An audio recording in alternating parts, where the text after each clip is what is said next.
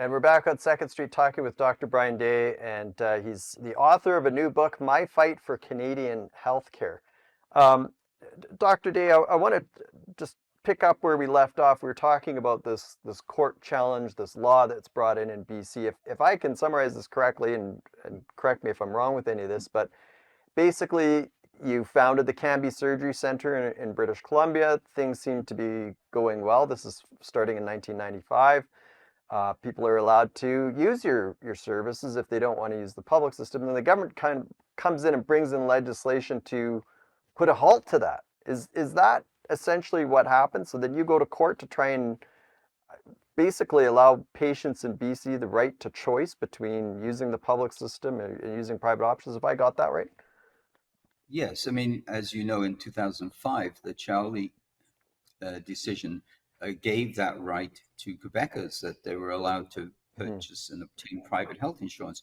And I think it's important to stress, we are the only country on the planet which outlaws private health insurance. So we thought, well, this is a reasonable argument. We want the same rights as Quebecers have in BC, and ours would have applied to the rest of Canada because it was under the Canadian Charter. Quebec has their own charter, but we were challenged by the government. They brought in a law against us. We were completely legal when we opened, but they brought in a law because we were making them look bad.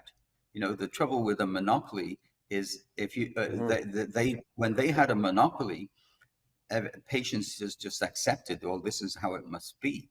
But as soon as you bring in a competitive model whereby patients are getting treated quickly, we made them look bad. And so we launched this legal action to counter the law that they brought in, which was attempting to, which was stopping BC residents from accessing private options. When I'm talking about people suffering on wait lists, dying on wait lists, as you know, as Second Street is. But we're saying that if the government our point was, if the government promises you healthcare and then fails to deliver it in a timely manner, which they've promised, you should have that right to look after your own body. It's your body. But they said, no, we control your body, was their point. So then we launched a constitutional challenge, which we lost at the lower court level, partly because the judge did not, as an inexperienced judge who had never done a constitutional case and didn't understand the law, basically. And actually, the BC Court of Appeal pointed out multiple errors and overruled many points. Some of the quotes they made were astounding, considering that they too turned us down. I mean, they in their concluding remarks, they ruled that wait times can flow from government rationing of healthcare, and the government intentionally under-designed the system in order to achieve fiscal sustainability. And they came out, this is a direct quote, that waiting inherently carries the risk of death. They also said that we're upholding this law at the cost of real hardship and suffering to many for whom the public system is failing. And finally, it said, we're not saying that objectively this is a good system, that it's efficient or socially just.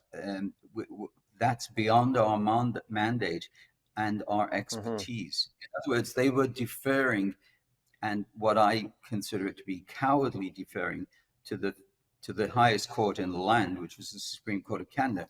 The same thing happened in Quebec.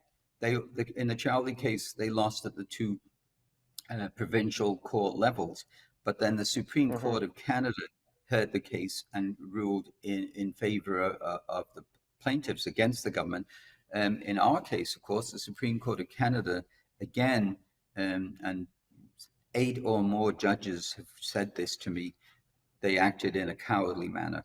Judges have told me that since that they didn't want to hear the case because they didn't want to you know, they're employed by the government and they didn't want to offend their employer, I guess.